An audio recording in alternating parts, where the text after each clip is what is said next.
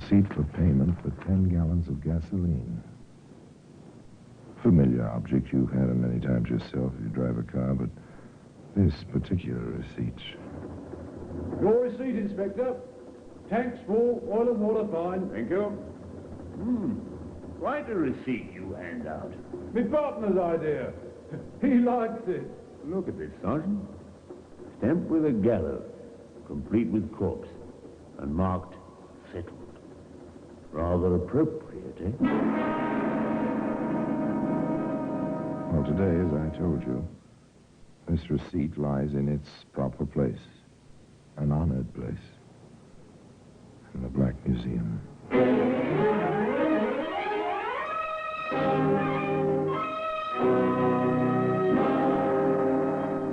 From the annals of the Criminal Investigation Department of the London Police, we bring you the dramatic stories of the crimes recorded by the objects in Scotland Yard's Gallery of Death, the Black Museum.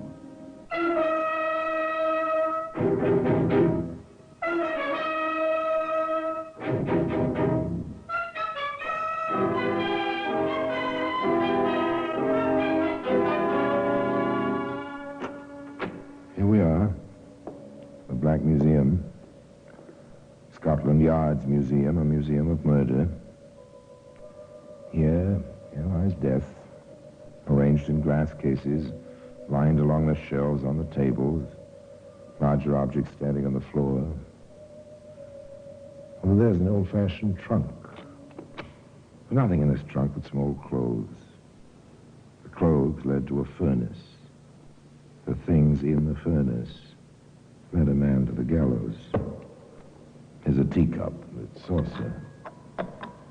Charming, graceful, real bone china. But the contents were deadly. Ah, here we are. Here's the receipt I told you about. Settled, it says. Paid in full. 10 gallons of gas. From the evidence, Police Constable Matthews had anything but murder on his mind that very early morning, an hour before dawn, as he patrolled a quiet country road near his home in Essex. Summer must be almost over. Cold this time of morning. Not even false dawn yet. Nights are getting longer. Pleasant enough this tour during summer. Lonely a bit, I suppose. Gives a man time for thinking. What do I think about? Ellen and the breakfast she'll have for me. Egg, bit of bacon, cup of tea, then some sleep. Ridiculous. Grown man sleeping in broad daylight when you come to think of it. Well, company coming. Seems to be traveling at quite a rate. Too fast even this time of night. Stop this car! Pull over here!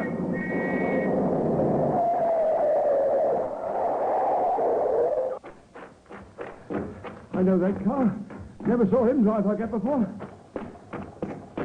Well, I must say, sir, you're going rather fast. Oh, what's the idea, Constable? I'm in a hurry. Yes. So it seems.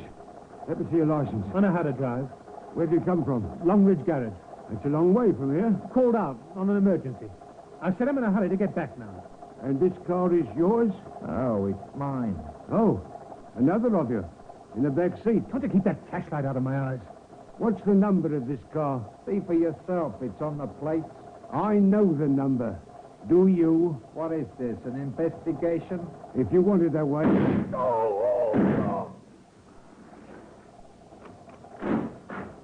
What are you doing?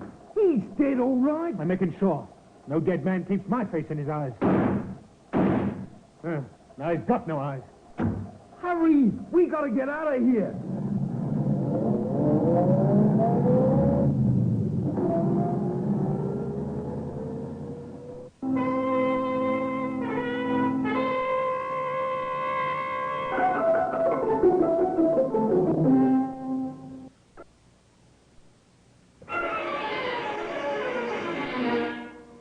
In the ditch where he'd fallen, bloody face turned skyward, Policeman Constable Matthews didn't see the dawn. Later that morning, another man trudged along that Essex road, mail sack on shoulder, busy with his own thoughts, until... Good. It's Matthews. Or what's left of him. Oh, what a rotten way to die. Here, I'll have to get help. Help was very soon in coming. First the local police, then the wires to London hummed with the word. Can you leave the body where it is? I expect so, Inspector. He won't worry about it, poor fellow. Very well. I'll be down from the yard as soon as I can get a car. Inspector Manson and Sergeant Wright left Scotland Yard, careening out of the gates on two wheels, and roared out of London and into Essex. They set a record reaching the scene of the crime. The two policemen, quiet in their plain clothes, asked the local constable to move the crowd of curious well back from the body. Then the team from the yard went to work. A rotten killing, Inspector. Bad as I've seen. 4 bullets where one would have been enough. It looks like a cop hater, Inspector. Turn cop killer. Lift the head a moment. Right, sir. Oh, here they are. 2 slugs. 45. Went right through him. Well, we never had a chance. The angle of the cheek wound, sir. From below and to the side. Back seat of the car he stopped. Tire marks, Inspector? Right here. In the shoulder of the road. And deep enough for casts. Still holding his pencil. It's what we're all afraid of on traffic duty. What's your number and the shots. That's all. I still don't get the eyes, Inspector. Old story. Legend. When a criminal shoots a policeman, the criminal's image is supposed to be imprinted on the poor fellow's retinas. Just superstition. Let's go, Sergeant. We can Just superstition, but perhaps a mark, a clue, pointing to the habitual criminal. The police routine began. The tire marks were taken up in plaster casts. The bullets were turned over to ballistics. The search, the almost blind search, began. In the course of their duty, Inspector Manson and Sergeant Wright dropped in on the superintendent of the local police. Need the car, sir, for my rounds. I can't afford to wait until the insurance company is satisfied, nor can my patients. I know you're busy, what with the murder and all that, but surely you can spare some time. What? Oh, Inspector Manson, come in. Sorry to intrude, sir, but the sergeant and I are about ready to go back to London. I see. This is Dr. Lewis, our resident practitioner. Doctor, Inspector Manson, and Sergeant Wright, Scotland Yard. How do you do? How do you do, sir? Scotland Yard. About the murder of that poor policeman. That's right, Doctor. And the doctor's car's missing. I've been explaining to him how he'd been tied up on the killing. Which, of course, I understand. But I need my car, gentlemen. I almost missed a berth last night. Came out of my house expecting to hop into my car. No car. About what time was that, sir? About 3 a.m. First time I think like that's ever happened round here. I see. Rather interesting coincidence. Well, how's that, Inspector? One of the familiar patterns in our work is to have a policeman attacked when he stops a stolen car. Like the Lord Harry. May I, Superintendent? Of course. Will you describe the car, Doctor? Within minutes, Sergeant Wright was on the telephone. All station alarm. Dark blue Morris sedan, number TW8529. Registered in the name of Dr. Robert... Within 6 hours, it had been abandoned in a London suburb. Dr. Lewis was taken for the automobile ride of his life. Sirens screaming, tires squealing. No time to waste. This your car, Doctor? It certainly is. Give it a going over, Sergeant. Yes, sir. Let's have a look inside, Doctor. Splashes on the outside of the door. Could be blood. Yes, it might very well be. Oh. You own a pistol, Doctor? Good heavens, no. Why? Cartridge case on the floor. Here. See it? 45 caliber. Notice anything missing? Yes, my instrument bag. I left it on the back seat, as I usually do. Some quite valuable surgical equipment and all that. Hard to come by these days. I understand. Yes, Sergeant? Earth and dried grass, sir. Curbside wheels, front and back. Mudguard damaged on that side as well. And the tyres, sir, I'd not want to state positively until we check the casts, but they look the same as the marks on the road. Ah, excellent, Sergeant. Here's something may help. Inspector, Sergeant. Yes, Doctor? The speedometer. I keep a trip record every 24 hours. Just a habit. When I left the car last night, the speedometer read 40.9 miles. It's 84.3 now. And the car has come 43.4 miles. That may be quite a help to us, Doctor. Perhaps more than you realize.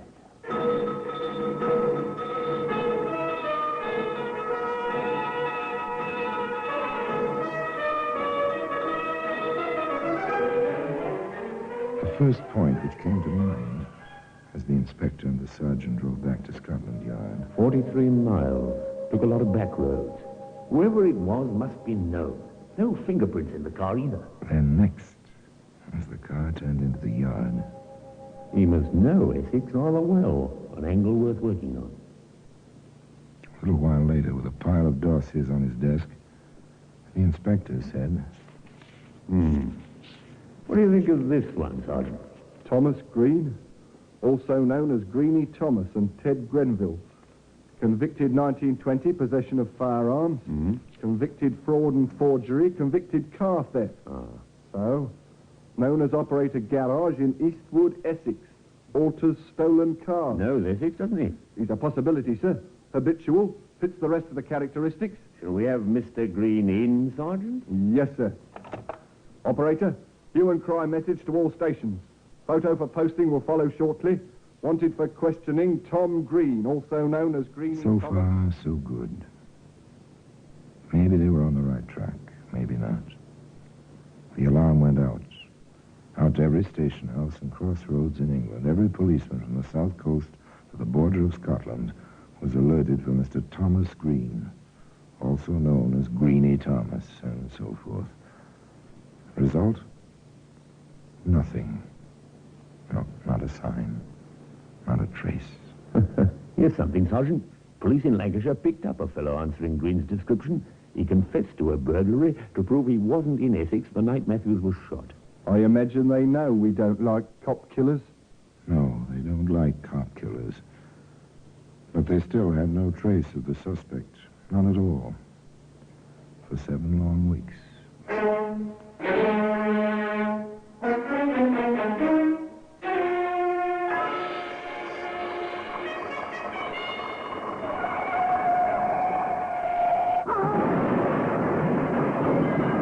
Watch where you're going! Roadhog, you in the truck. Serves you right. Yeah? Wanna make something of it? Hey, what's going on here? I'll have to report this, you know. This man forced me into the wall. Is that correct, sir? You're Green. There's an order out for you. Get back, driver, or you'll get it too. Dirty rotten. Get the number. Get the number of that car. I can't see. I got it, lad. GR5607. Well, today, as I told you, this receipt lies in its proper place. An honored place. In the Black Museum.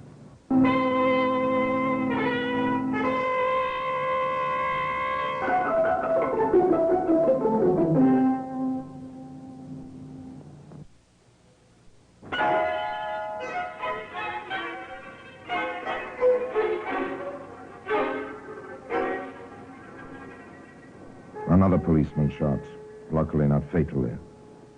Another car number obtained, immediate check, yes, a stolen car, a Vauxhall this time. Several times thereafter, in the course of 10 days, that number appeared on the Scotland Yard teletype. Armed robbery. Cinema cashier. Lone thief seen leaving area in car number GR5607. That's Green, all right. He's broken cover with a vengeance. There it is again, Sergeant. Same number. This time he held up a railway station. He's made another stop, sir. This time a bank messenger. Same car, same number, GR5607. Inspector Manson here. Sergeant Wright, sir. Report from Sheffield. They've got the Vauxhall Green was using. He sold it to a used car dealer. Man suspected of being a fence. Meet me at the gate, Sergeant. We are going to Sheffield.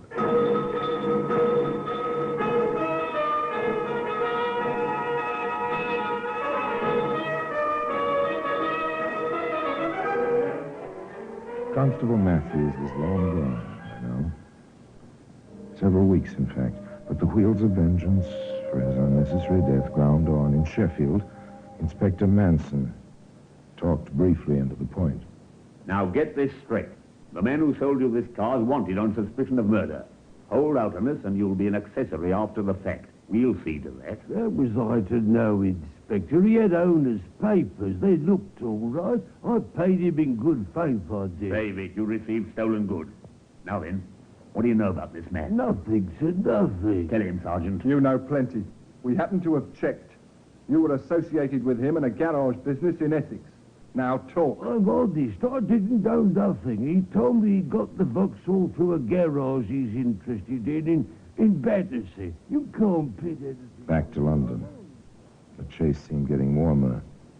Outside the garage in Battersea, Inspector Manson and Sergeant Wright sat in their parked car and waited. Car coming this way, sir. The light's in the rear-view mirror. I see it, Sergeant. Patience, Sergeant. He's only turning in. I caught his face in the light, sir. It's green, all right. Chauffeur's outfit. Let's go. Take care. He's left the car on the ramp, sir. Yes, probably gone to change his clothes. Check the car, Sergeant. Side pocket of the door. Right, sir. A Webley 45, Inspector. Oh, 45. Let's get him. Listen a moment. He's in there. Take care of the door, Sergeant. Yes, sir. What's the meaning of this? What do you want? You, Green. Let go, copper. If I'd my gun...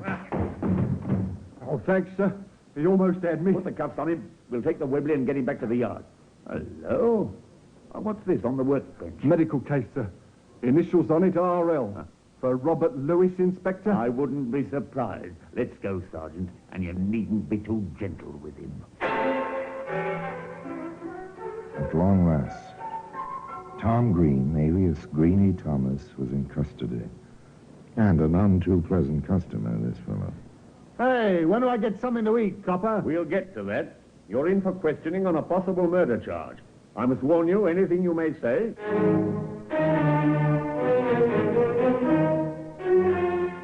Where were you on the night of October 26th last? I was in London with my girl. What's more, she'll swear to it. Where did you get the revolver we found in the pocket of the car? I bought it from a sailor. Never got his name or number.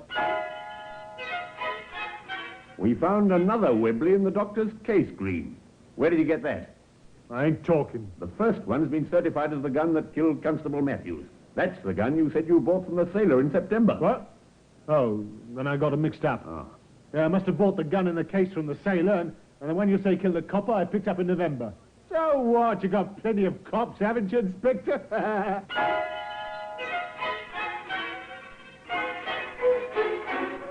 How are we coming on the check of Green's friends, Sergeant? They're all accounted for and all with alibis, except this fella Davis. Yes, it's funny about him. Yeah? What? Well, he spent most of his life in stir. But the last time he got out, he upped and married. In Sheffield. In Sheffield? And Green took that stolen Vauxhall to Sheffield? Let's bring Mr. Davis in, Sergeant. I'm rather interested in him.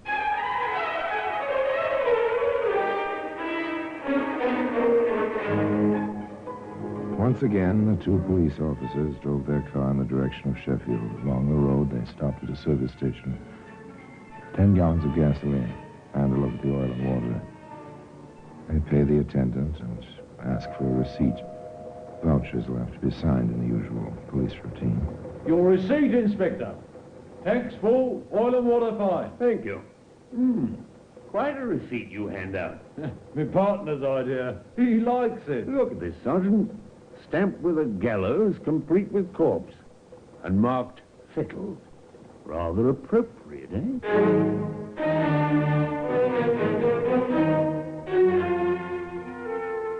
It might have been more appropriate if they'd had no success in Sheffield. Too late, Inspector. Our bird flown? Yes, sir. Left town the day before yesterday. The day we picked up Green. I see. Well, we'll find him. I'm beginning to feel more like a tracer of missing persons than an officer on a murder case. The familiar police machinery went back into action. The underworld was watched. The hue and cry message went to all stations. Within a few days this time, word came through. Davis has been seen with his wife in Liverpool, sir. All right, Sergeant, we'll travel.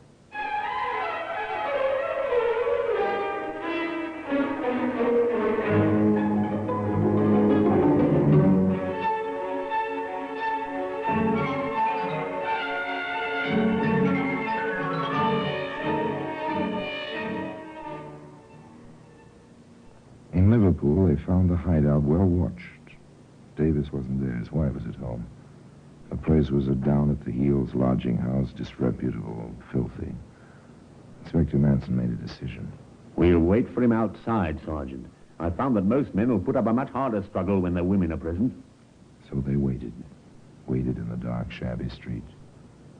Far off, they could hear the foghorns of the ships in Liverpool's busy roadstead. Eerie noise they make, isn't it? I don't mind it. Seems, well, friendly. It depends, sir. Hey, someone just passed the 2nd Street lamp down that way, sir. Don't show yourself. Wait until he passes under the next one. We can be sure then. That's our man. When he's closer, Sergeant. Right, sir. All right, Davis, please come quietly. Would you stay away from me? I said come quietly, Davis. Copper White, look me and don't take me. My wrist, you broke my wrist. Never point a gun at a police officer, Davis. He'll come quietly now, Inspector. They were quite a pair. Defiant, snarling Tom Green. Moaning, whining Davis. The inspector knew he had Green on the evidence, but the 2 bullets that had been fired from the back seat of the car were unexplained, except by the presence of a second man. Was Davis the man? How to prove it? You haven't satisfied us, Davis. You've told us Green asked you to manage his garage. That's right. I don't know nothing about October the 26th. We think you do. Were you with Green that night? I was with my wife. And Green says he was with his girl. Did you shut up the garage? No. Yes, I did. No business that night, anyway. Yes, Sergeant? A note for you, sir. Thank you. I see. Thank you. All right, Davis, Green's talked. There's nothing to talk about. He says you pulled the trigger. He says he was already in gear, and Ridgway was going to let you go when you fired from the back seat. The cop had his foot on the running board. I never did a thing. Nice timing, Sergeant. I think you'd better talk, Davis. You're foraged in any case. Speak up, man. All right. Yeah. Sure, I was with Green that night. We picked a car to swipe down there in that Essex village. A doctor's car. We had to work fast. A dog started barking. We pushed the thing from in front of the house and got in. Greenie was driving. We'd have been fine, but that dumb cop had to stop us. He knew the car. Thought it was the doctor. But I didn't kill nobody. It was Greenie. All the way it was Greenie. I never killed nobody. Nobody. I tell you, I didn't kill nobody. Nobody. Nobody. All finished, Davis? Would you like to see the note Sergeant Wright handed me? No, I don't want to look. A receipt, Davis, for 10 gallons of petrol, stamped with a gallows and marked settled. And today, as I told you, that receipt can be found in a place of special honor in the Black Museum.